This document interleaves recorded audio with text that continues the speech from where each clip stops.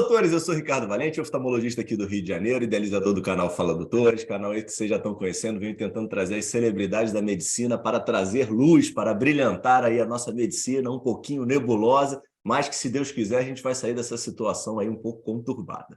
Hoje tem uma super celebridade, um grande mestre, Dr. Clemente Nóbrega, um físico especialista em energia nuclear. É isso mesmo. Vocês podem entender como pode um físico vir parar na nossa área. 14 anos aí de participação aí no grande grupo da AMIL, especialista em inovação e super ganho de produtividade. Onde ele bota a mão, é isso que acontece.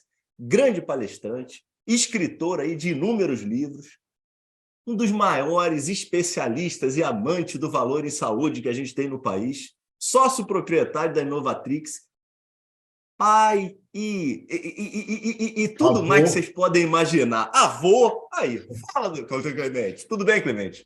Tudo bem, Ricardo. Muito obrigado pela carinhosa apresentação.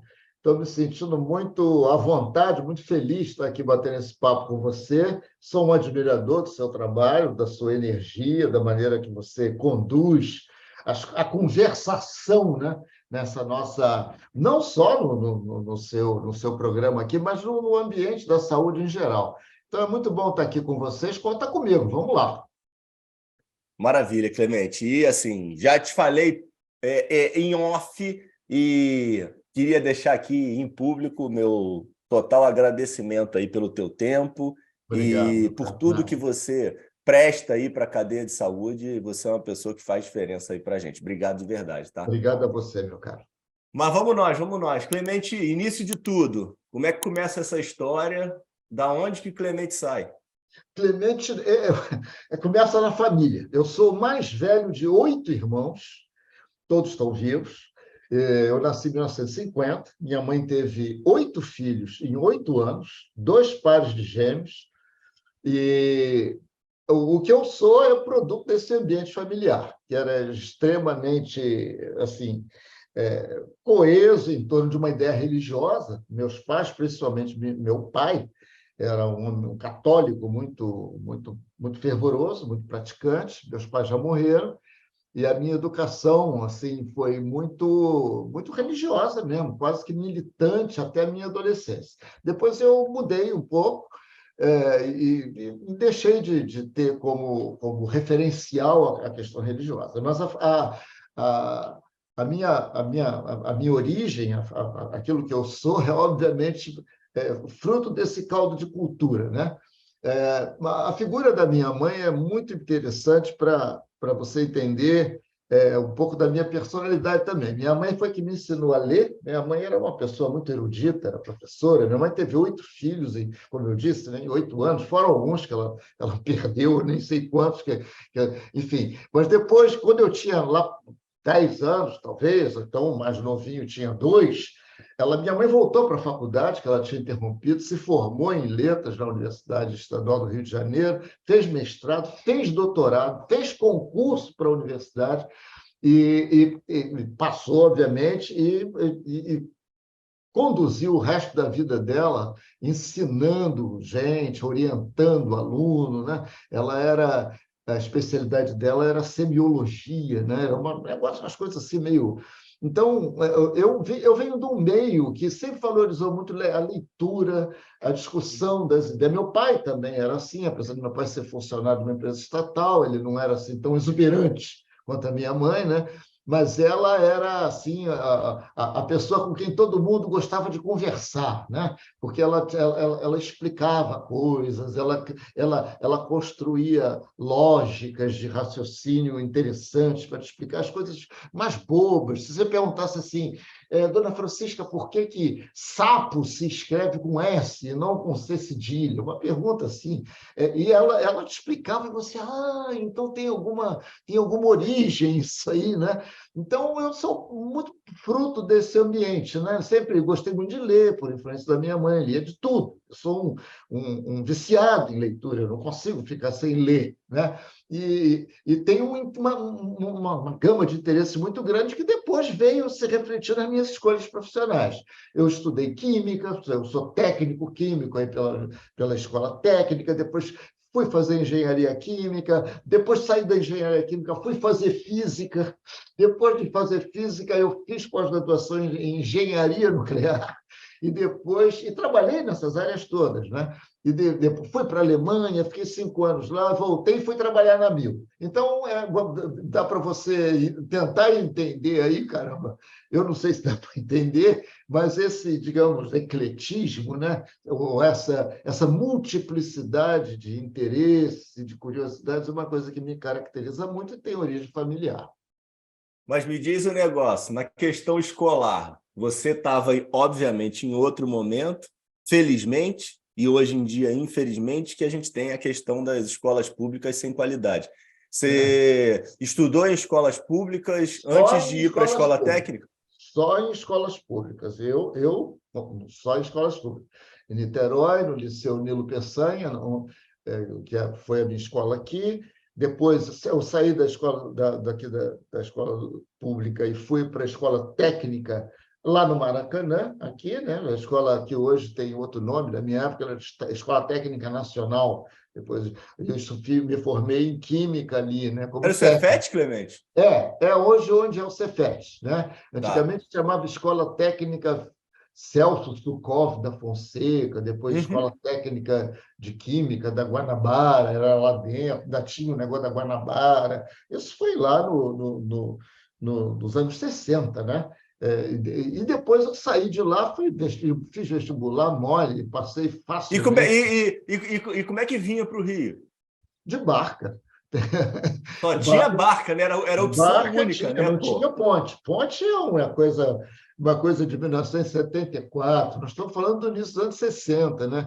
Eu fiz vestibular em 70, né? 69, comecei a faculdade em 70, engenharia química, e não tinha ponte. Eu ia de barca, pegava barca, saltava na Praça 15, pegava ônibus, saltava na Avenida Brasil, na entrada da Ilha do Fundão ali, e pegava carona. A engenharia também foi no fundão? Foi no Fundão, tudo foi no Fundão. A escola técnica e depois a engenharia, tudo no Fundão. Pós-graduação, tudo no Fundão. Tá, Fiz, e aí a engenharia faz sentido porque você já estava eu já, envolvido com a química pela exato, escola técnica. Mas por que exatamente. sai da engenharia e vai para a física?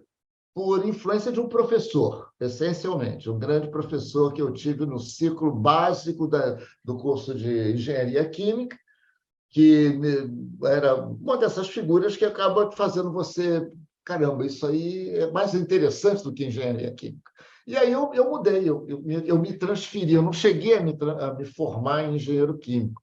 Eu saí, Aham. eu tranquei lá a matéria e fui para uma outra especialidade. Aí me formei em física e depois fiz pós-graduação em engenharia nuclear, que não é física nuclear, entende? É uma aplicação da física à geração de energia através de fissão de átomo. Então, engenharia nuclear é engenharia de usinas nucleares, né? É como você projeta e constrói, mantém, etc. Usinas nucleares não tem muito a ver com física nuclear. Física nuclear é o fundamento do processo de geração de energia. Você não precisa saber física nuclear para ser engenheiro nuclear, não. As pessoas acham que precisa, mas não precisa. E dentro do momento, Clemente, tinham outras pessoas buscando isso? Tinha um projeto aí de governo, de Exato, ampliação e exato. criação das usinas? Eu estou vendo que você fez seu dever de casa, Pô, tem que exatamente. fazer, né, poxa vida? Nós estamos nos anos 70, né? Em 1974, que foi exatamente o ano que eu me formei em física, me graduei, o governo ainda, sob o regime militar, assinou um grande acordo com a Alemanha, o governo militar da época, Ernesto Geisel.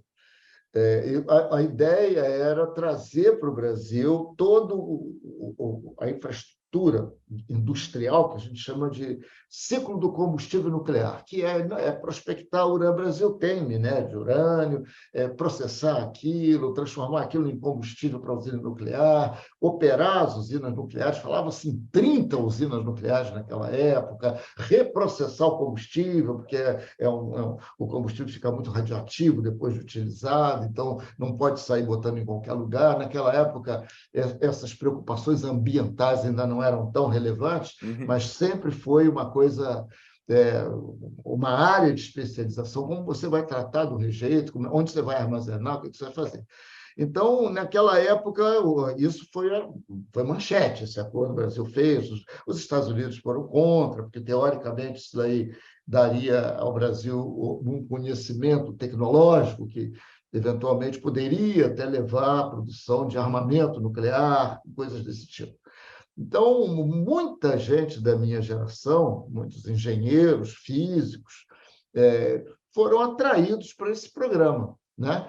Se candidataram a participar do processo de formação de mão de obra para esse programa. E eu fui um. Eu entrei logo na primeira ou segunda turma. Eu me formei em 74 e, assim que me formei, em dezembro de 74, eu fui selecionado para fazer uma formação na COP, que é uma pós-graduação em engenharia aqui no Rio de Janeiro, na Universidade Federal do Rio de Janeiro, engenharia nuclear, mas já era funcionário dessa empresa estatal, Uhum. que na época se chamava Nuclebras, ela hoje tem outro nome. E foi lá que ela sempre me pagava para estudar, sempre foi meu sonho de consumo, pagava bem em comparação com o que eu ganhava naquela época, né? E E, aí foi. e você fazia o que nessa época, realmente? Como é que você se mantinha? Teus Eu pais dava ajudavam de alguma aula. forma? Você morava com teus pais? Como é que era essa Não, realidade? não, eu Estava casado já? já era casado. Eu casei em 1973, ainda na faculdade, antes de me formar. Me casei, meu primeiro casamento, né?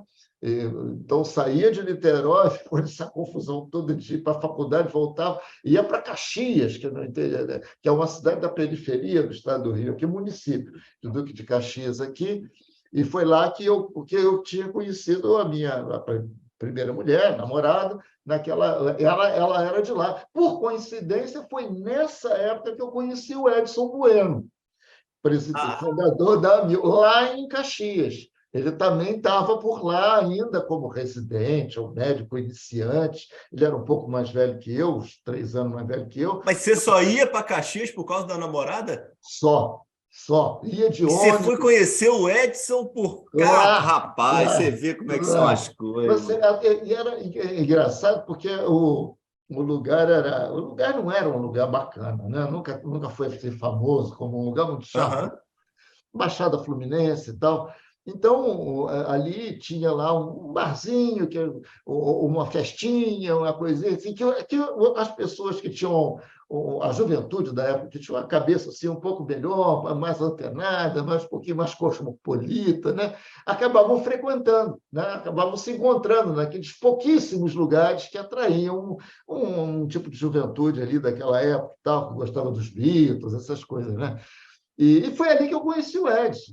Foi ali, naquele momento ali. Nunca fui íntimo dele. Mas essa história depois teve desdobramentos, eu vou contar aqui.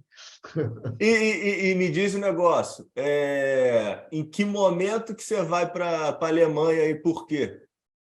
Então, foi exatamente, né, eu fui para a Alemanha em 1977, né? Então, 73, eu me casei com 22 anos, 23 anos, Uhum.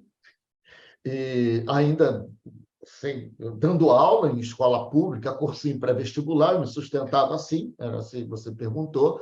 Aí entrei para a Nuclebras, um ano depois, coincidiu com a minha formatura, aí o mundo mudou, porque eu passei a ganhar melhor e só para estudar, eu parei até de dar aula.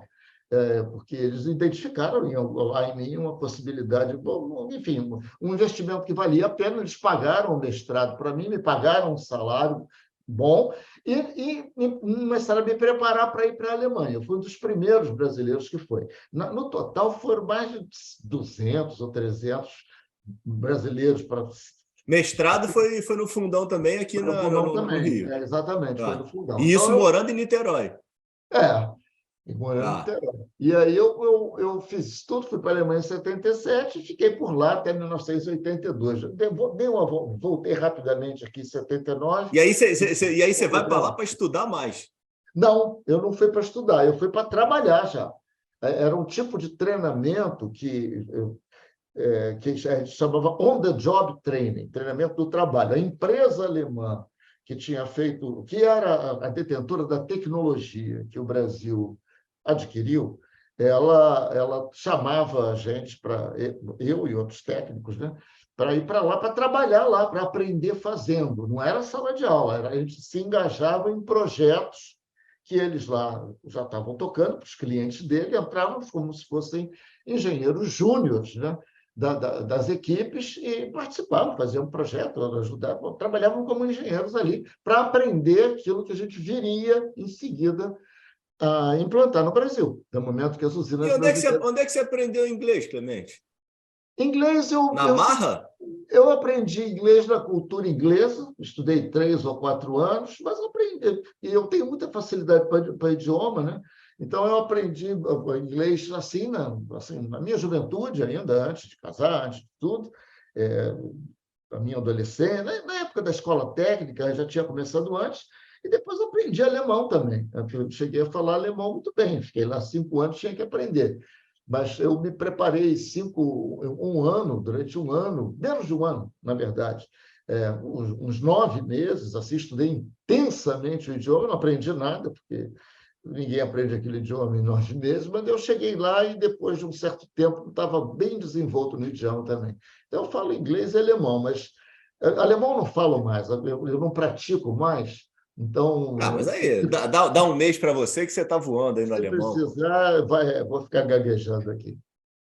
E quando você vai para a Alemanha, você vai com família?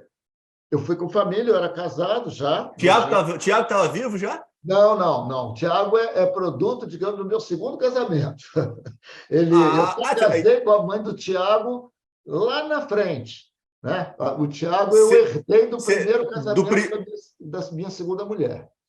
Eu tive um filho gerado por mim, que é o Daniel, e 2 filhos tá. do Tiago e o Pablo, que eu herdei Pô, depois que que... legal, Clemente. Não sabia. Pô, vocês têm uma relação tão bacana aí. Eu não sabia disso, não, rapaz. Que legal. Adoro o É isso Thiago, por aí. sinal, hein? Tiagão, ó, esse aí é fera.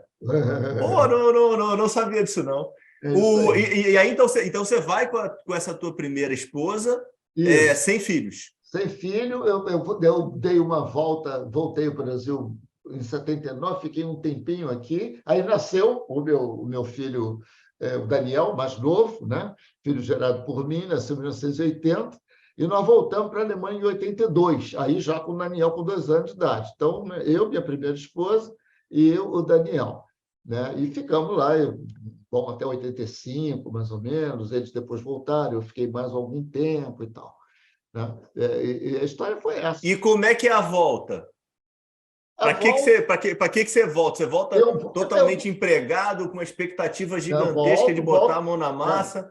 Exato. E aí começa a frustração dos programas que não acontecem, dos orçamentos que são né, que não tem dinheiro para fazer aquilo que tinha sido planejado. Então, aquele monte de jovens engenheiros e técnicos, todos muito bons, né, muito competentes, assim, a gente falar isso dá a impressão que estou me considerando assim algum elite e tal, mas era realmente uma turma muito boa, de muito bom nível, que tinha sido selecionada para ir para a Alemanha, como eu, né? Para ficar lá, fazer o on-the-job. Quando que você volta, Clemente? Que Eu, ano? eu cheguei de volta, eu fiquei de volta no Brasil em 1985, né? Então, somando todos os meus 2 períodos lá, deu 5 anos, 5 anos e meio, tá?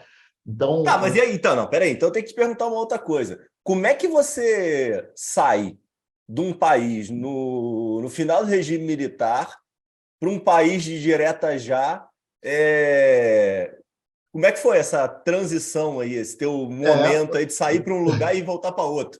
é, de lá a gente acompanhava tudo, apesar de não ter internet, não tinha e-mail, não tinha nada, né? Nem fax tinha nessa época. Era telefone quando dava, porque o telefone é muito caro, mas dava para receber, os amigos mandavam revista, pelo correio, né? Jornal. Eu me lembro que a gente ficava ansiosamente esperando a Veja toda semana, que chegava com uma semana de atraso que vinha pelo correio. Mas é verdade, eu saí daqui no auge do regime militar, né? E quando eu voltei, eu voltei, eu recomecei a trabalhar aqui para valer mesmo, no momento exato em que o Tancredo Neves ia tomar posse e que morreu. Quer dizer, Uhum. ele estava eleito lá pelo colégio eleitoral, então, no início Acho que foi em 85, mais ou menos, eu me lembro bem dessa época, 86, né? E aí, no final de 86, eu já estava me bandeando para a Amil. Aí você vai perguntar, mas que negócio, onde é que entrou a Amil? Eu disse, lá, aí eu posso contar essa história também para você. E você viveu, então, provavelmente um dilema, uma certa frustração nesse retorno, né? O que você estava esperando não. Muito grande. Não só eu, aquela geração toda de técnicos, né, que estava na ponta dos cascos para começar a construir usina, para começar Uhum. a fazer projeto, começar a expandir a área nuclear no Brasil. Aquilo tudo se reduziu muito, né? As pessoas começaram a sair, procurar opções, havia uma frustração muito grande. Não se mandou ninguém embora, porque não é tradição da empresa estatal fazer isso. Então, porque às vezes é até pior, não sei. Mas havia um ambiente de muita frustração pelo sonho frustrado, né? A frustração era essa.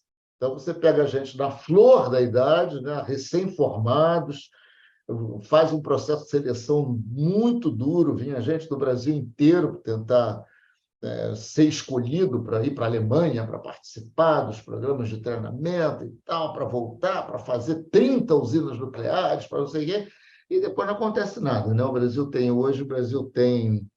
duas usinas nucleares, uma só é originária do acordo com a Alemanha, e era para ser 30, né? Para você ver como a coisa foi downgraded, né? A Sim, primeira sim. usina nuclear não tem nada a ver com a Alemanha, é uma usina da Westinghouse americana que já funcionava aqui, Angra 1, em Angra, né? Já não é nesse âmbito do acordo com a Alemanha. E tem Angra 2, na qual eu também trabalhei nas duas, Angra 1 e Angra 2, como projetista de recarga de reator, uns negócios meio maluquinhos lá. E depois não tem. Angra 3 está aí para ser. Tem uma Nessa volta, né, Clemente? Você trabalha é. nas usinas quando você volta da Alemanha. Eu trabalhei lá na Alemanha. Ah, entendi. Lá na Alemanha, fazendo projetos de recarga, que é um processo que ocorre mais ou menos a cada ano nas usinas, mas, fazendo na Alemanha projeto da recarga dos reatores que estavam no Brasil. Tá? Você não chega a morar em Angra, não. Não, nunca morei. Ia lá de vez em quando, tal, mas nunca morei. Quando volta da Alemanha, volta para Niterói de novo. No alto para Niterói de novo. Eu sou um niteroense por convicção, quase. E não sei Tá, por quê, maravilha. eu não saio daqui, né? E me diz o negócio, e aí como é que tem a pivotagem para você me parar aí na saúde, me parar na mil? Onde é que é a conexão? Que aí eu tenho uma curiosidade gigantesca que isso eu não consegui descobrir. Olha, o Ricardo, então, repara, essa época, 85, eu voltando da Alemanha, então, muito frustrado, porque já estava claro que as coisas não iam acontecer como a gente tinha visualizado, né? Aconteceu um episódio alguns anos antes, em 82 ou 83, não lembro mais. Eu estava na Alemanha quando recebi um telefonema do Edson Bueno, né? Para quem não sabe, o Edson Bueno foi o empreendedor que criou a Amigo, né? E eu tinha conhecido o Edson naquela época lá dos anos 70, em que eu ia para Lá Caxias em namorar, Caxias. naqueles barzinhos, naqueles negócios lá. E nunca fui amigo íntimo dele, porque não conhecia, oba, como é que é e tal, não sei quem. Mas ele chamava já atenção nessa época, como pelo espírito dele, né?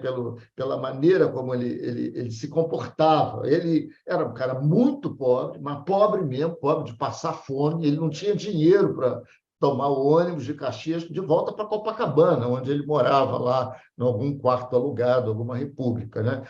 Isso a gente se lembra bem disso.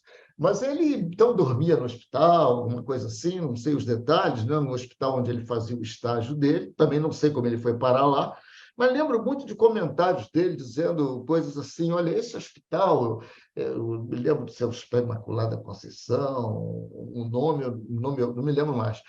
Mas ele dizia: esse hospital tá quebrado, não dá dinheiro, porque essa turma não sabe operar um hospital. Ele não usava esses termos, mas eles não sabem administrar. Se me entregarem isso, eu faço isso dar dinheiro. Assim mesmo, assim mesmo. Sem nenhuma formação de administrador, de gestão, de Uhum. coisa nenhuma. Era uma coisa epidérmica que ele tinha, entendeu? Ele sempre teve como personalidade, a persona dele era ele era o empreendedor assim de livro, né? Do livro-texto, era ele, né? Mas intuitivamente, ele nem sabia que era, entendeu? Uhum. Bom, aí aquelas conversas lá de bar, de festa, não sei o quê, eu fui para a Alemanha em 77 e em 83, 4 anos depois, foi em 83 ou 82, eu recebo um telefonema do Edson, que tinha conseguido meu telefone através de conhecidos comuns lá, de um barzinho, de algum lugar, não sei aonde. Opa, lembra de mim? Não sei o quê. Aquele Edson, lembro. Eu disse, pois é, Clemente, olha, eu já tenho 2 hospitais. Ele pegou aquele hospital, que ele trabalhava lá, de alguma maneira, assumiu as dívidas, a história é essa, né?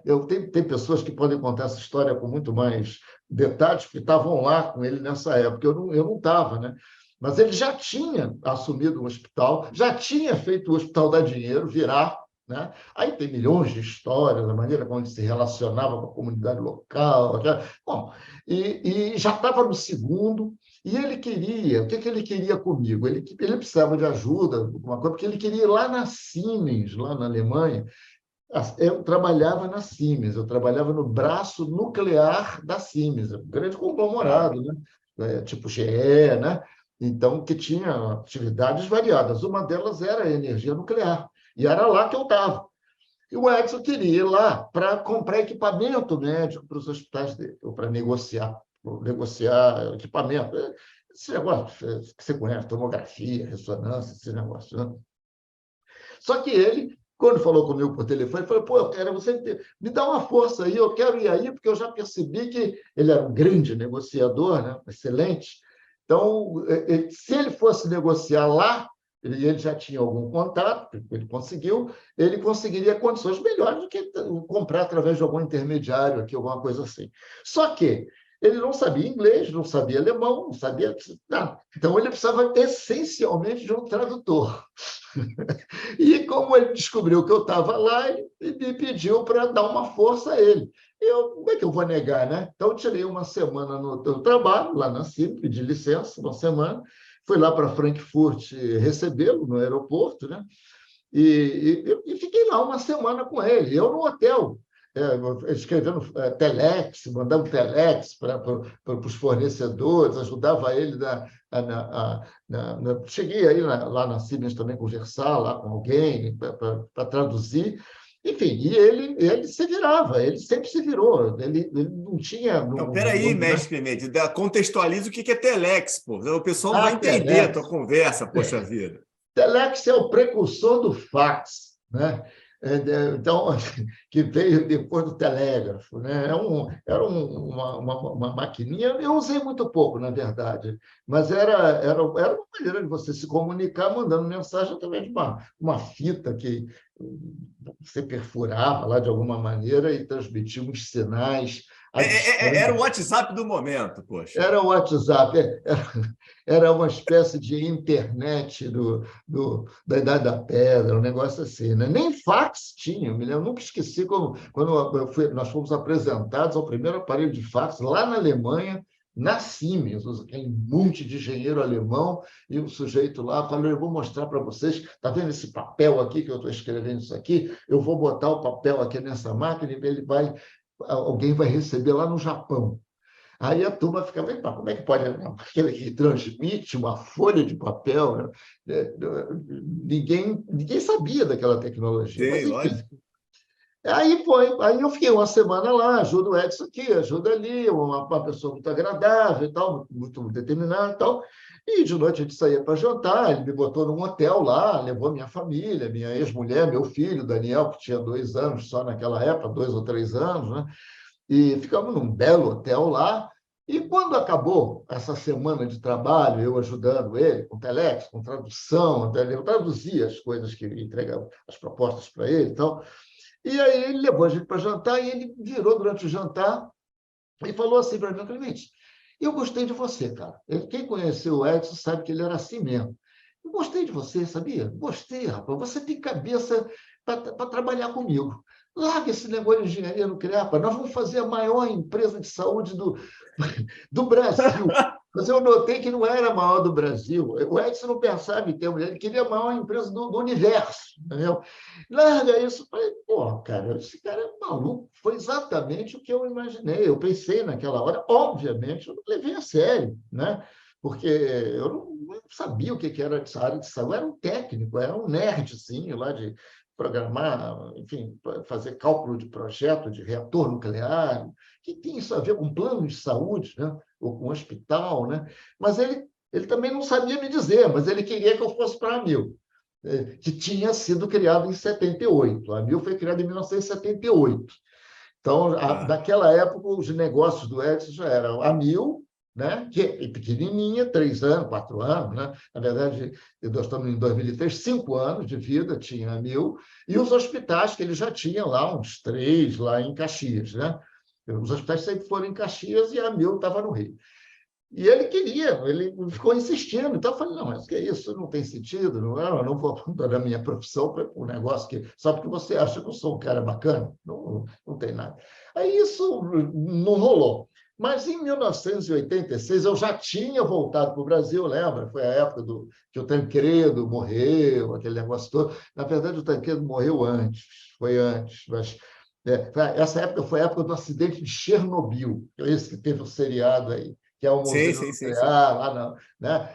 Que explodiu, teve uma explosão de vapor, não foi explosão nuclear, não. Mas o comentário era geral, esse negócio não é seguro. Então, acrescentou um outro elemento de incerteza, a atividade que eu tinha me especializado, né, que era a geração de energia nuclear. O mundo inteiro começou a banir a energia nuclear nessa época, depois piorou com Fukushima, né? E hoje, retrospectivamente, a gente percebe que talvez seja uma saída como alternativa ao mundo do carbono, porque é muito mais segura, muito mais limpa, é muito mais verde do que qualquer outra opção que a gente tem em termos de combustível fóssil. Mas isso foi só um parênteses. Então, nós estamos em 86, né? Eu estava lá, estava ainda no Nuclebras, muito frustrado, trabalhando muito pouco, e ele me liga de novo. Então, 3 anos depois, Mas ele me salário tinha, né, Clemente? salário tinha salário. Não Tá, tinha tudo bem. muita coisa para fazer. A gente ficava inventando coisa para fazer porque os programas tinham atrasado. E aí ele pô, Clemente, pô, tudo bem, tudo bem. Então, você está de volta ao Brasil aqui, olha, quero te chamar para vir fazer um curso aqui na AMIL. Então, que negócio é esse de curso? Eles eram os fundadores da empresa, eram assim, era o Edson e mais um grupo mais próximo dele, e eles sempre foram muito voltados para estudo, para aprender, para se preparar, para formar gente, não sei o quê. Então, naquela época, eles estavam fazendo. A empresa ainda era pequena, não tinha tanto dinheiro, mas o dinheirinho que tinha lá, eles matricularam o doutor Jorge Rocha, que era o segundo nome da empresa, que foi contemporâneo do Edson lá em Caxias, sempre trabalhou com Edson. O Jorge Rocha foi matricular num curso de MBA na Copiade. E ele tinha a obrigação de replicar internamente tudo que ele aprendia lá no MBA para as pessoas da empresa, porque a Emil não tinha dinheiro para matricular 3 pessoas, 4 pessoas num curso. Então, de alguma maneira, o Edson percebeu que eu iria me dar bem com o Jorge. E aí me chamou. Falou, olha, o Jorge vai dar um curso aqui do que ele está aprendendo lá. Vem. Pô, queria que você viesse. Pô, e eu fui e gostei muito do que eu vi, porque era um contraste assim absoluto com o ambiente que eu estava, né? Que era um ambiente que ninguém estava fazendo nada, todo mundo reclamando, uma coisa meio funcionalismo público da pior, o pior estereótipo, né? Apesar de não ser não era funcionário público, era de uma estatal, que é outra coisa, mas eu estava muito parado, muito ruim. Aí uma empresa me chama para ver os executivos, os gestores largarem o seu trabalho, tirarem um dia para estudar, para aprender alguma coisa com o objetivo de aplicar na empresa. Quem dava aula era o Jorge Rocha, né? Esse médico que vinha de São Paulo, porque nessa época ele tinha se mudado para São Paulo para abrir a Mil em São Paulo. Ele vinha para o Rio só para dar essa aula, preparava aquilo com o maior esmero. Eu fiquei encantado com aquele ambiente. Isso daqui tem um significado. Isso daqui é o oposto do que eu estou vivendo do lado de lá. Isso foi em agosto de 1986. Em janeiro de 87, eu comecei na Amil. Você vai fazendo o quê? Eu falei, não sei. É o melhor espírito Edson buenista, né? Na E verdade... você se deu bem mesmo com o Jorge? Me dei muito bem com o Jorge, sou muito amigo dele até hoje, gosto muito dele. Eu gravei outro dia com o Moacir Zanata, rapaz, e ele estava falando para mim. Ele estava falando, Ricardo, o Jorge era a cabeça da Amil. O Edson era um cara brilhante, que tinha esse diferencial aí de conseguir mover o mundo, motivar todo mundo. Mas quem fazia aquele negócio rodar era o time do Jorge. E era por aí mesmo? É isso mesmo. Eu sempre digo que o Edson me convidou, né? Era o meu contato, mas quem me motivou a largar a minha profissão e ir para lá foi o Jorge. Eu já até escrevi isso, tem um post no LinkedIn que eu já escrevi isso. E que sempre foi também o meu chefe. O Edson nunca foi meu chefe direto, né? Ele fazia outras coisas. O Jorge não. O Jorge foi o estrategista da empresa, né? O cara que eu era um bom operador. Eu fui um bom operador de marketing, né? Das ideias que a gente discutimos muito, obviamente, que dei minha contribuição e tal, mas nunca me senti à vontade de ser identificado, quando alguém tentava me identificar com o sucesso da Amil, assim, principalmente o sucesso de comunicação, né? Porque era a minha praia, eu tocava a parte de marketing, né? A gente tinha uma agência de propaganda lá dentro, eu acabei aprendendo como é que eram os mecanismos daquilo, e nós criávamos tudo que era. Como é que você foi parar nessa gaveta, Clemente? É motivação, cara. Eu tinha 36 anos. Ou eu aprendi a fazer aquele negócio, ou então eu ia morrer de fome. Entende? Não tinha muita opção, entende? E eu estava motivado. Como eu te disse, eu tenho uma curiosidade natural. Eu gosto de certa... Eu gosto de um monte de coisas, entende? Eu gosto de muita coisa relacionada à biologia, eu gosto de ler coisas, né, além de física, que até hoje é meu hobby, eu acompanho mais ou menos. Então, quando eu noto que tem alguma coisa me interessa, eu começo a mexer ali, ler e tal, blá, blá. E ali eu tive a chance de exercitar isso, porque tinha uma coisa muito curiosa, e essa é a essência para responder a sua pergunta, né? A Mil tinha um telefone que era 221.000, rimava com a Mil, né?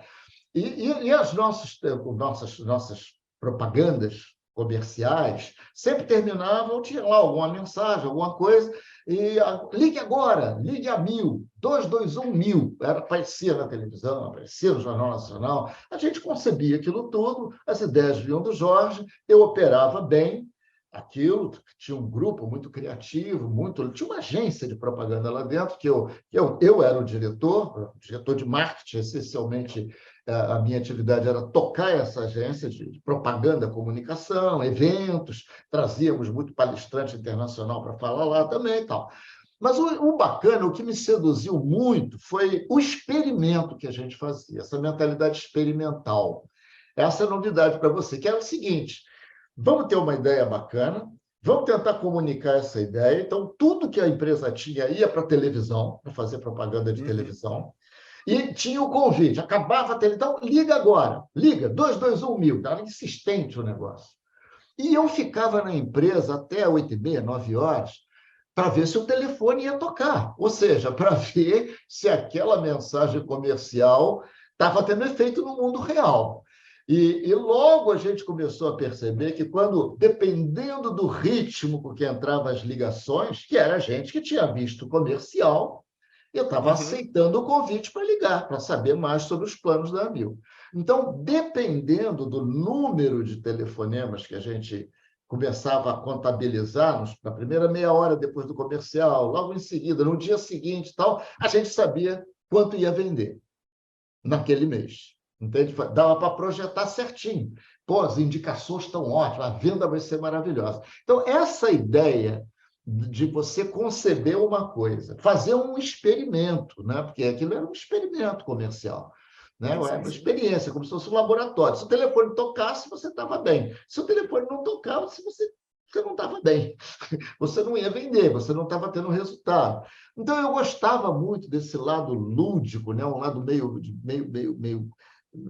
lúdico mesmo, né? Meio jogo, né? De você ficar naquela expectativa para ver se a sua mensagem vai ter resultado e tal. Então, fui ficando, era muito querido lá na Mil, e ajudei, né? Dei uma boa E contribuição. fazendo diversos cursos, né, Clemente? Que era uma coisa que isso, não sei se Exato, a o Edson empresa ou o Jorge, valorizou muito. quem estimulava, Harvard, mas estimulava todos. muito formação, né, pô? À medida que a empresa Você foi começou fazendo MBA do Copiade, né? copiar, em 1990, 90, 91, depois foi para Harvard, fez um curso curto lá em Harvard, né? Tive chance de viajar demais, viajei o mundo inteiro. A gente tinha consultores nos Estados Unidos, consultores famosos, Al Ries, que era um cara importante, depois o Rex McKenna, que tinha sido diretor de marketing da Apple, né? Essa gente toda vinha ao Brasil, né? Eu fazia o meio de campo com ele. A HSM trazia e a gente aproveitava a vinda deles e levava eles lá na Mil, a gente os levava na Mil para falar para os nossos clientes, para falar para os nossos prospects, né? Então, você vê uma empresa nos anos 80, 90, né? 90, que ainda não era, não tinha nem internet, não tinha nada disso. A empresa tinha uma visão muito boa, os líderes tinham uma visão muito boa com relação Teve às algum, você lembra de algum momento de crescimento significante da Mil nesse momento que você fica lá, Clemente? Quando é que deu um. os anos Ou 90. foi progressivo? A Mil foi não houve salto, foi um crescimento que foi se acumulando Entendi. exponencialmente durante a década de 90. A década de 90 viu a Mil sair no início lá, talvez 30 milhões de faturamento de dólares, que naquela época era a mesma coisa que real, que era 1 para 1, né? 30 Uhum, uhum, milhões, e uhum. quando eu saí, a empresa faturava mais de 1 bilhão de dólares, né?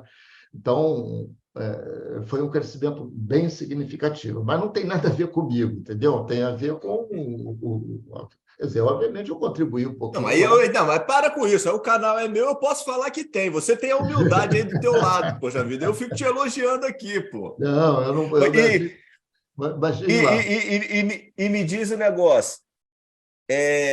Dentro, você vive algum processo aí tentando encaixar um pouquinho com a história do valor. Você, de alguma forma, vive alguma introdução dentro com o Porter na Mil ou não? Foi depois que você teve acesso Não, aí às teorias de o valor? Porter foi lá na Mil, foi um dos palestrantes que foi lá, o Peter Drucker foi lá, Regis Maquina, todos esses figurões aí do mundo da gestão, John Cleiton Sculley, também? O quem? Cleiton Christensen também? O Não. Clayton Christensen não, nunca foi. Mas Tom Peters, que chegou a ser um hiper famoso, Uhum. né? Foi todo Peter Drucker, todo mundo foi lá. E eu assessoreava esses caras. Mas eu saí da Mil no ano 2000, e o Porter Tá. só foi lá, o Porter foi a Mil provavelmente em 2007, 2008, eu já não estava lá.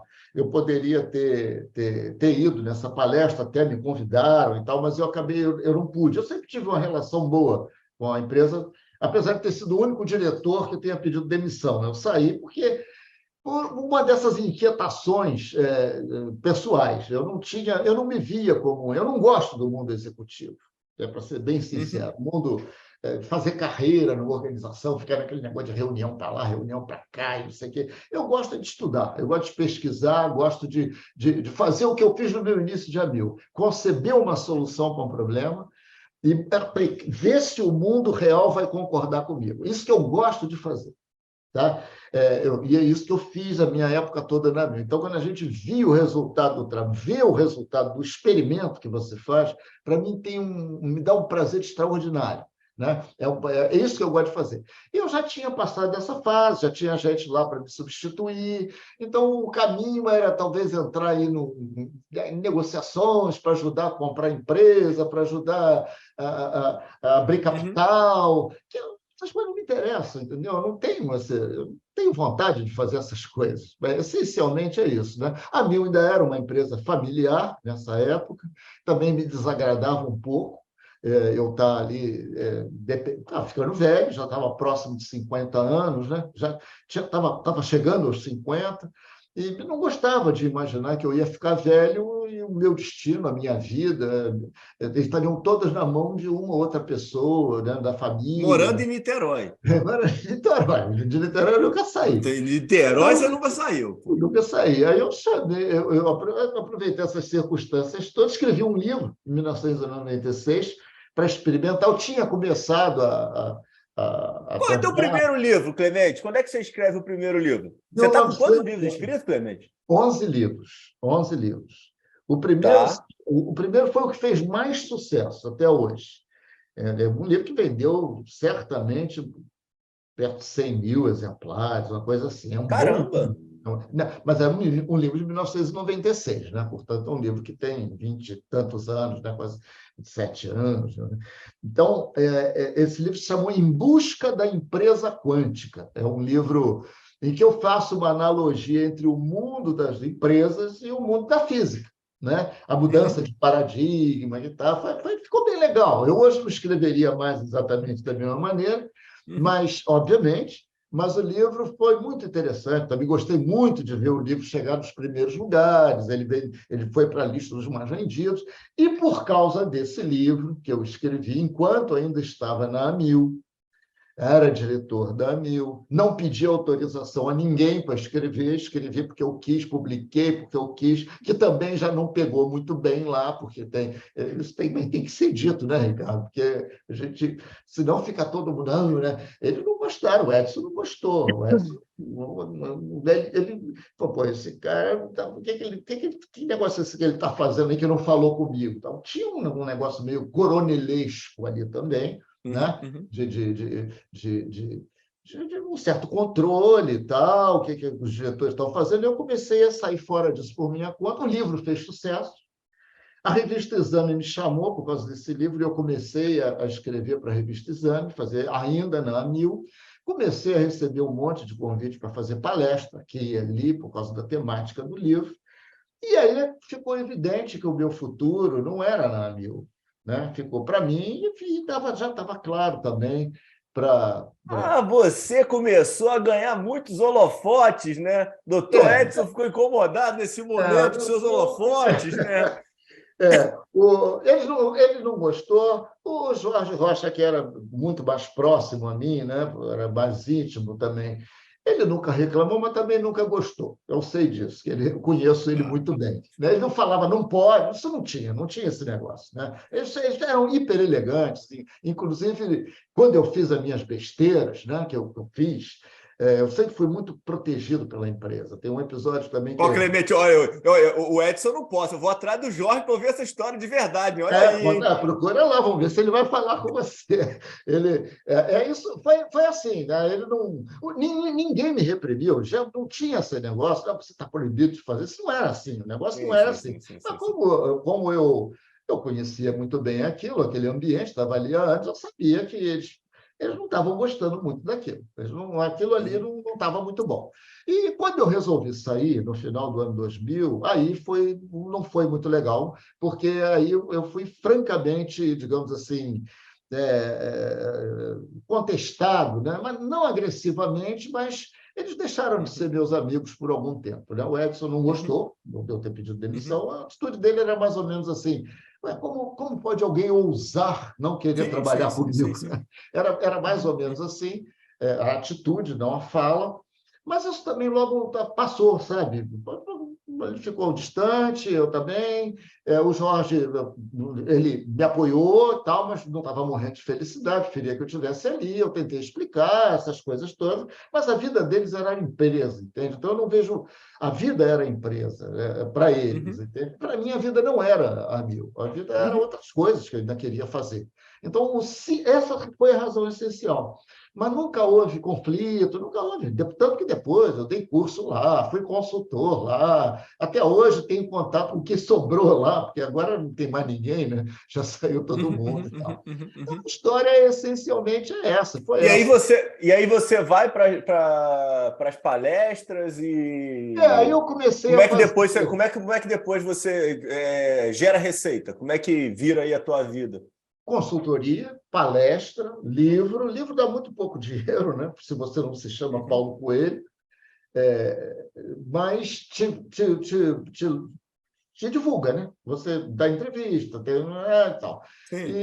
E a partir daí eu comecei a ter um relativo sucesso, né? Como palestra é um business bom se você tá dentro desse métier, porque essencialmente você construir um software, né? E vender cópias do software, né? Você não tem muito custo para fazer, e o ticket médio é bom para palestrantes do meu nível, assim, vamos dizer, né? Então, teve isso. Mas nesse momento, quando você saiu, o teu ticket estava valendo ouro, né? Estava Te bom. chamavam muito, provavelmente. Eu sobrevivi muito bem, eu nunca tive dificuldades, assim, não. Teve algumas oscilações, né?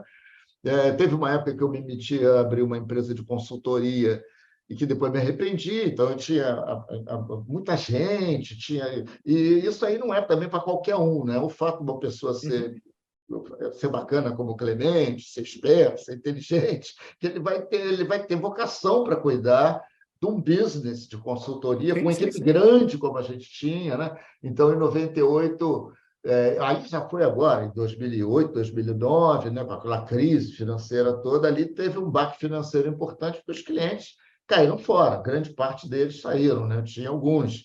E a gente estava muito mal preparado para essa eventualidade, apesar de ser uma coisa que eu sempre ensino meus clientes a não fazer, né? Ter todos os ovos no mesmo cesto, né?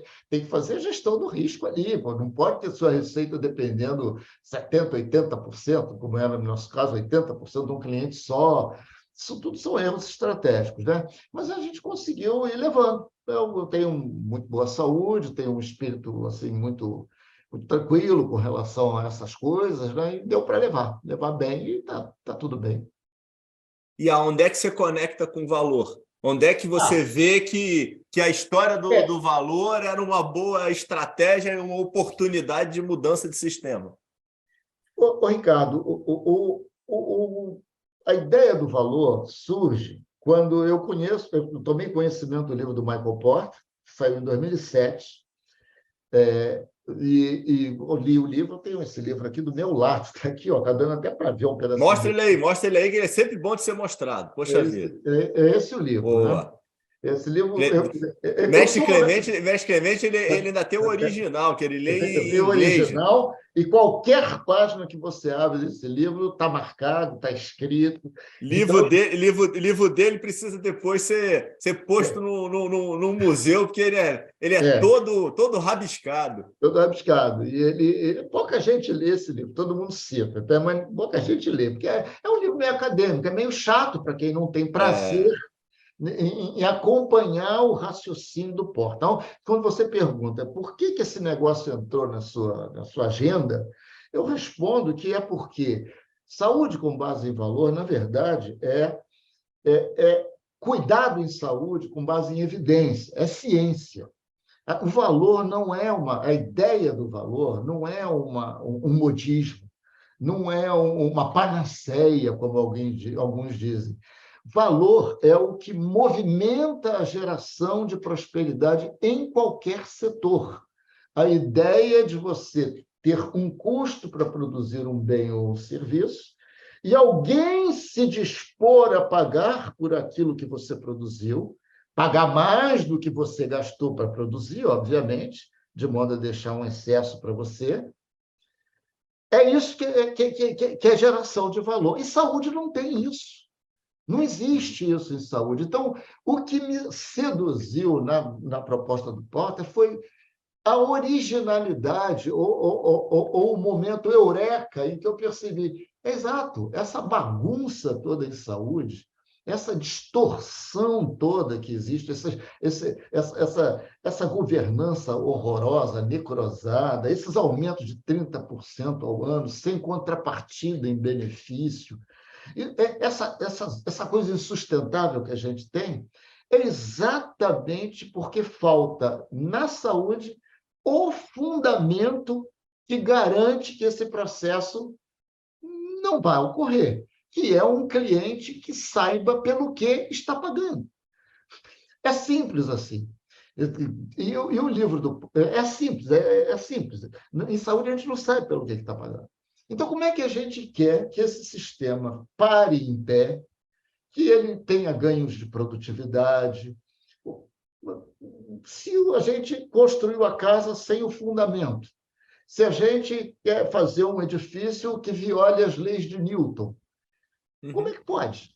O valor é um fundamento, é um primitivo das relações econômicas.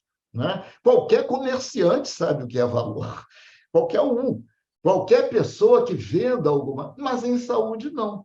Em saúde você acha que pode oferecer redes hospitalares, tomógrafos, aparelhos, médicos famosos, não sei o quê, e que isso é suficiente para as pessoas pagarem Uhum. e o sistema prosperar, mas não é. As pessoas têm que pagar quando elas só pagam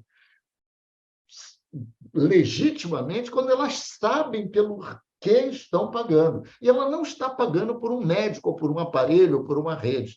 Ela está pagando por um resultado que ela espera ter. Essa é a ideia. Pode merecer debate, pode não ser tão trivial, mas nós não queremos médico, nós não queremos aparelho. Nós, que eu digo, consumidor, nós Sim, queremos nos sim, sim, sim. livrar de uma dor de coluna, nós queremos não pegar câncer. Ou, se tivermos câncer, queremos pagar por um tratamento que eu sei que tenha mais chance de me manter vivo.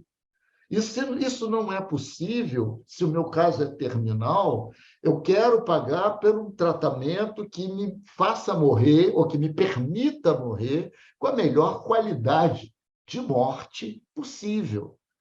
Não sei se faz sentido para você, mas Então, a gente precisa. Não, faz total sentido. A gente precisa mudar a competição na saúde. que é o fundamento do livro. Está escrito aqui, ó, lá da primeira página, ninguém cita. A capa do livro, não precisa nem abrir o livro. Está escrito assim: Creating Value-Based Competition on Results. Isso é, criando competição com base em valor em cima do resultado para o paciente. Ora, minha gente, E aí eu já, olha, e aí eu já te falei isso no brilhante curso que eu fiz com você. muito obrigado, obrigado. E eu falo para todo mundo que eu fiz o intensivo de Harvard lá, fiz online, infelizmente, não tive lá presente.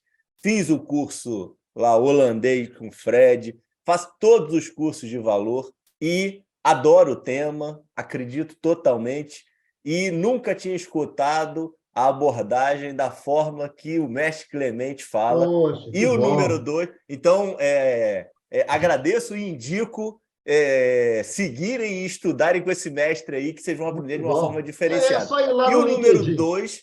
o número dois é número um é a questão de mudança de competição, e a outra Uhum. coisa que você fala muito bem, que eu escrevi até no teu post outro dia, que é a história da saúde fragmentada, que a gente Exato. precisa, de alguma forma, mudar e consolidar esse cuidado de uma forma única. Fala um pouquinho para a gente sobre isso, Clemente.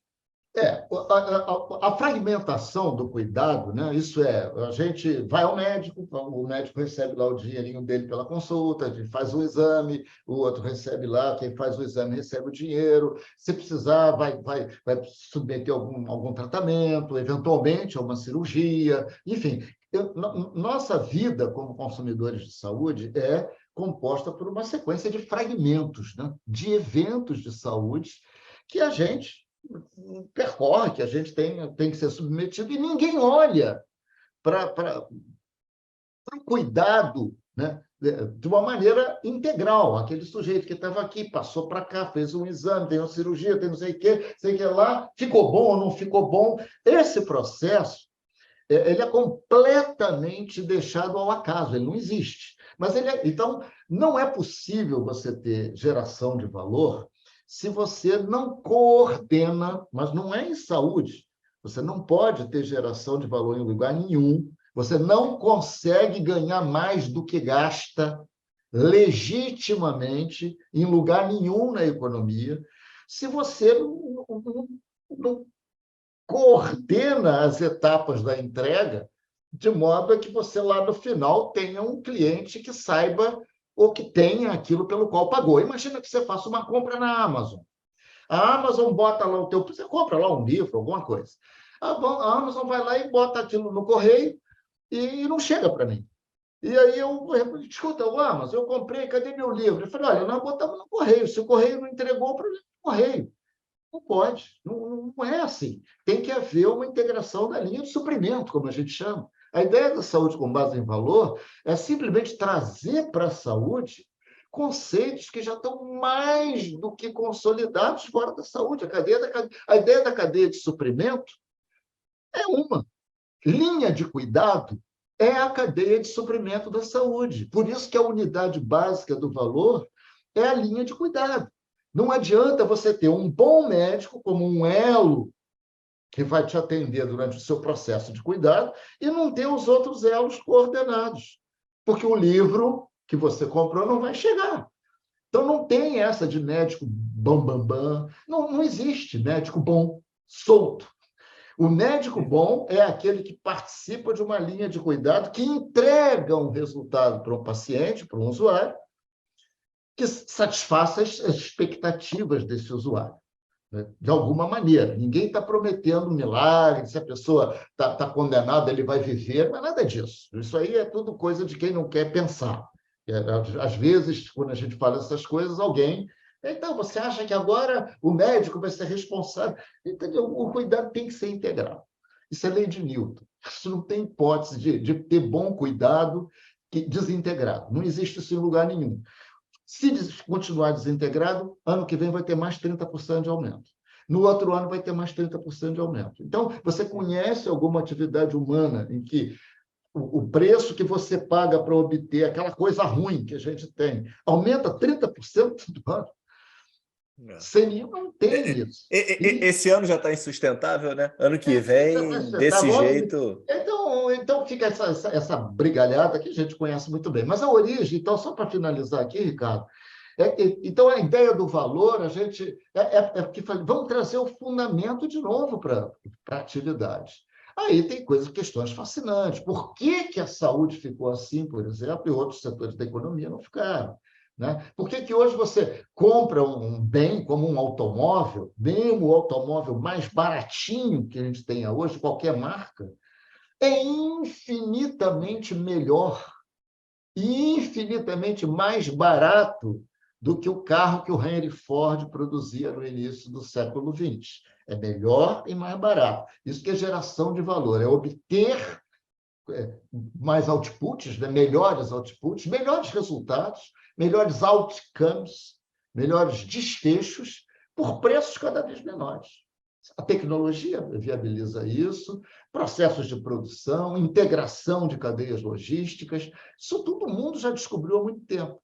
Só a saúde que não descobriu, por causa da governança da área médica. Essencialmente é isso, tá? Por causa do status que o serviço de saúde, o profissional de saúde tem as empresas de saúde têm, que são apartados dos processos que regulam as outras atividades econômicas. Então, a simples ideia de você tornar mandatório que um provedor de cuidados médicos divulgue os resultados já choca.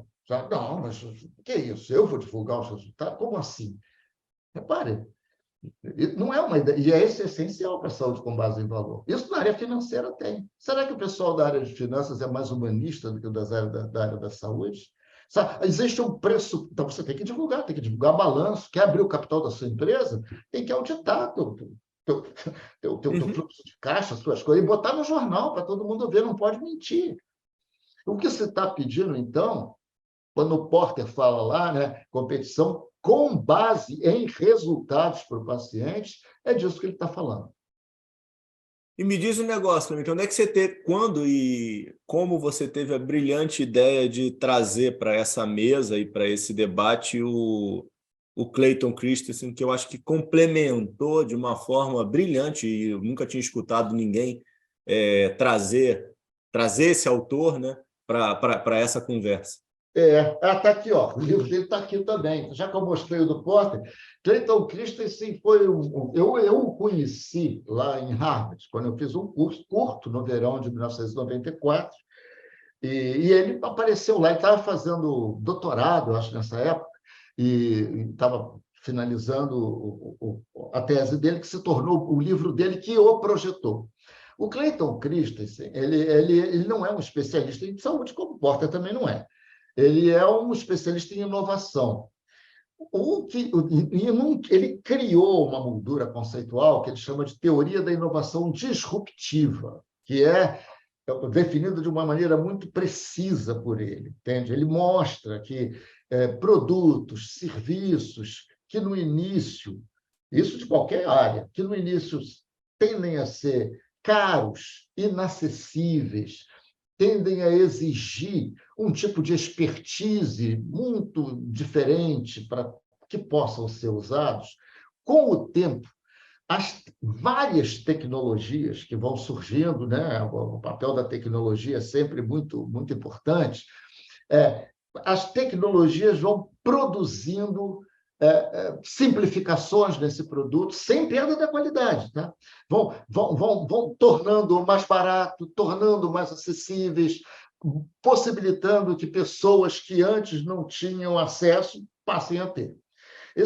Esse processo todo, que tem regras, tem assim, uma série de diretrizes para a gente entender e operar, isso permeia toda a economia. É uma razão pela qual o carro de hoje é melhor do que o carro do início do século passado e mais barato, é por causa desse tipo de coisa. Né? É por causa disso que há um aumento de prosperidade no mundo ocidental, pelo menos, né? Inegável. Né? As pessoas não ficaram mais pobres. Né? O mundo não está ficando mais pobre. Isso tudo é conversa, é só você olhar. Ele não está. Existe muita desigualdade, mas aí é outra coisa.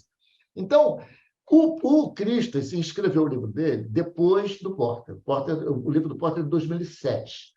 E o Porter passa o tempo todo batendo numa tecla, dizer, se os prestadores de cuidado em saúde, serviços de saúde, médicos, operadoras, enfim, se os atores da saúde quiserem, eles podem divulgar seus resultados e instaurar uma competição verdadeira no setor. E essa competição vai fazer o custo baixar, porque os usuários, tendo a informação, vão escolher A ou B, dependendo do resultado que eles esperam obter. O Christensen falou, isso não vai acontecer dessa forma. É impossível. Por exemplo, a maneira como os hospitais estão estruturados como business, tá? Impede que eles façam isso que o Porter está dizendo. Se eles fizerem, eles vão perder dinheiro. Repara que é interessante e faz sentido. Então, não adianta querer pegar as grandes redes hospitalares, a Rede Dor, Einstein, não sei o quê, a Meg. Por que vocês não divulgam o resultado? Por que vocês não... Eu vou perder dinheiro. É simples assim. A saída para isso é um outro tipo de abordagem, de arranjo mercadológico. É o surgimento de modelos de prestação de serviço que nada terão a ver com o hospital tradicional, serão diferentes, né? Que vão usar tecnologia, de novo, tecnologias disruptivas, e nós estamos vendo isso acontecer diante dos nossos olhos. Né? É impossível pensar em medicina, Ricardo, impossível, daqui a 5 anos, que não esteja totalmente centrada em informação, em dados, em ciência de dados. A medicina virou uma ciência de dados. Aquilo que você precisava de grande infraestrutura física para fazer, médico, inclusive, aparelho, não sei o quê, isso tudo vai migrar para algoritmo, para inteligência artificial, etc. O médico vai acabar? Não vai acabar. Isso eu trato nos meus cursos. Claro que não vai acabar, nem o hospital vai acabar, mas eles vão ser totalmente reconfigurados. Nós vamos precisar de menos hospitais. Né? Nós vamos precisar de mais enfermeiro do que de médico. Olha, a primeira vez que eu estou afirmando isso, eu estou certo, mais enfermeiro e fisioterapeuta, profissional de reabilitação, do que de médico. Os médicos vão migrar para o extremo da alta complexidade, que é onde você não tem soluções ainda estruturadas, codificadas, que possam ser algoritmizáveis. Né? Então, depende da relação, do experimento, da intuição, né? do médico, tá? do conhecimento do especialista. Mas grande parte das condições médicas, 80%, 90%, podem ser tratados fora de hospitais, fora de ambientes caros, fora até de consultório, o autocuidado vai entrar. Então, nós estamos precisando de modelos de negócio novos. Essa é a tese do Christensen, e é por isso que eu acho que há um complemento muito bom. Ele não nega a tese do Porter. A tese do Porter é perfeita, mas ela é inviável da maneira que o Porter propõe. Então, o que se daria? Era a gente criar infraestrutura, ecossistemas de prestação de serviços alternativos. Né? E que é um tema fascinante também, né? Que não estaria centrado no hospital, na figura do especialista, teria mais para orquestrador, uma plataforma digital, talvez, quase que certamente, mas isso aí é um tema que não dá para a gente entrar aqui. Ô, Clemente, eu tô. Não, maravilhoso, pô. Excelente. E acho que deu uma pitada aí de curiosidade espetacular aí para o pessoal que ainda não conhece o tema. Eu, outro dia, tive a oportunidade de ter um evento com o Guilherme, né, CEO da Alice, rapaz. Sim, E ele apresentou o modelo exatamente isso, né? De tipo trazer mais a tecnologia, trazer mais a participação da equipe de enfermagem para tomada de decisão baseada em algoritmo, e o médico como tá construído. O negócio assim é conseguir implementar, né? E como a gente conversou e você várias vezes falou, que não sejam mortos pelos grandes grupos, né? Exatamente. Que consiga aí superar esse mar aí. É um risco que a gente corre, né? Essa experimentação toda ser sugada pelas empresas existentes, as grandes operadoras, os grandes grupos hospitalares, e aí vai reforçar o modelo velho.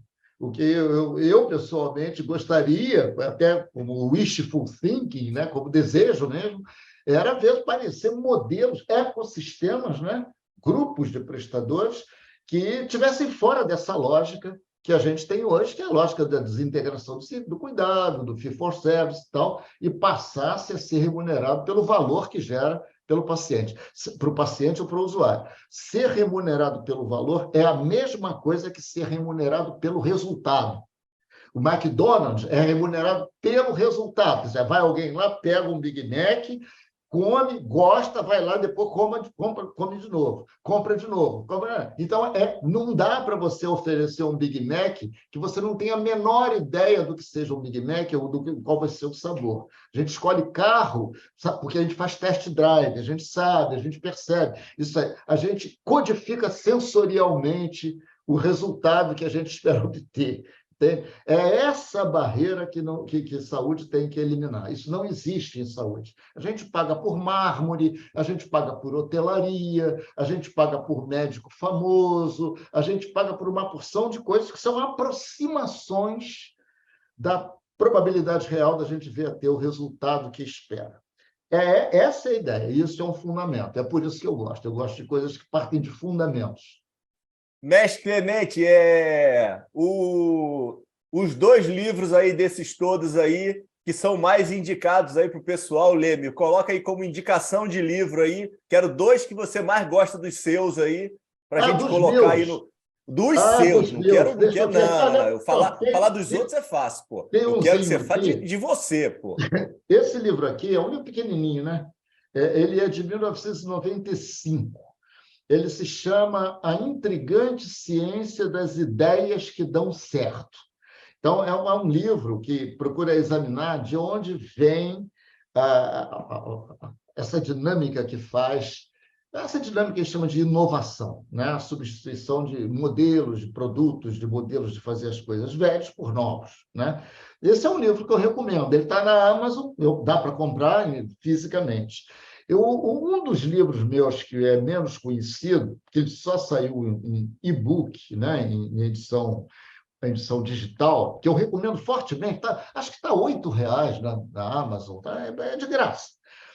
Chama-se A Tecnologia que Muda o Mundo. Esse é um livro que eu gosto, e volta e meia eu releio, que eu esqueça também o que eu escrevi, mas ele trata da inevitabilidade da inteligência artificial no mundo dos negócios, né? A tecnologia que muda o mundo, na verdade, não é o algoritmo, é o algoritmo associado a processos de trabalho obviamente, que vão tornar mais produtivos os afazeres humanos, né? Isso é um livro de 2018, e que eu parto do fundamento, tá? A mesma coisa do saúde. O fundamento é a definição de informação, a definição física de informação, coisa que a gente não sabe, né? Que foi proposta por um engenheiro, né? Então, informação é uma coisa física, a gente pode medir informação. Uma vez que eu explico isso no livro, tá? E eu, a partir dessa definição, dessa demonstração que foi feita por um engenheiro americano chamado Claude Shannon, no final dos anos 40, a gente pode prever que, se a gente tiver os elementos que ele identificou, né, como sendo os elementos que viabilizam o transporte, a transmissão de sinais, né, críveis de um ponto A para um ponto B, se ele tiver isso, o algoritmo vai ser inevitável. E eu mostro no livro isso, tá? Não está dando para entender muito bem, porque está um papo meio de nerd aqui, né? Mas eu gosto de tentar explicar porque que eu gosto das coisas. E eu gosto porque isso que está acontecendo, eu previ, modestamente, falei, não tem jeito do algoritmo não chegar. Isso em 2018, hein? Não chegar em saúde. Atividades como radiologia, etc., não tem jeito, é impossível disso não acontecer. Se seria o chat GPT ou não, isso obviamente eu não sabia. A gente sabe o contorno. E isso foi um acerto bacana que a gente teve, né? Que eu tive. Então, vamos usar plural majestático aqui. Vai acontecer, isso é inevitável. O efeito disso é que a gente vai ter que trabalhar, se regula, se não regula, mas já entrou, isso já entrou. Não tem possibilidade de não acontecer. Porque não é porque o governo quer, ou que tem alguém que queira, porque regulou, não regulou. É porque a tecnologia quer. A tecnologia que quer.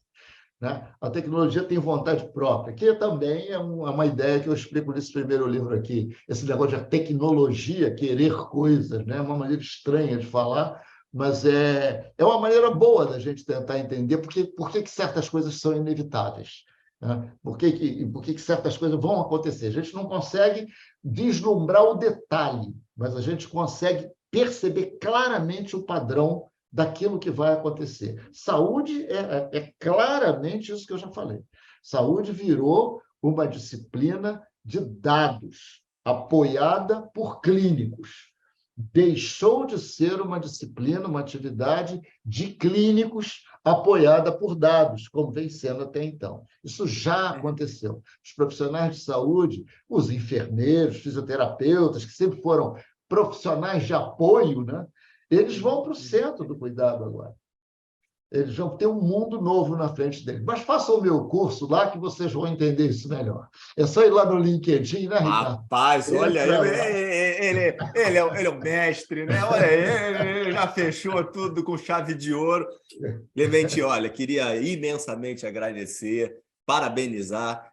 Não sabia de tantos detalhes aí da jornada, já sabia que a jornada era espetacular. Legal. E queria imensamente agradecer. Sabe que eu sou um fã, precisando aí de qualquer apoio, qualquer ajuda. Minimamente, eu estou aí à disposição para tentar ajudar. Onde é que o pessoal te acha? E faz suas considerações finais aí, mas muito obrigado de verdade. Ô, Ricardo, eu que agradeço de verdade também. Muito bom conversar com você. Você é sempre estimulante, foi meu aluno lá no curso, falou bem do curso, participou muito do curso, trouxe muita informação. Ricardo é uma pessoa que a gente tem que respeitar. Você fala num livro, ele está com o livro na mão também, ele bota ali o link, enfim.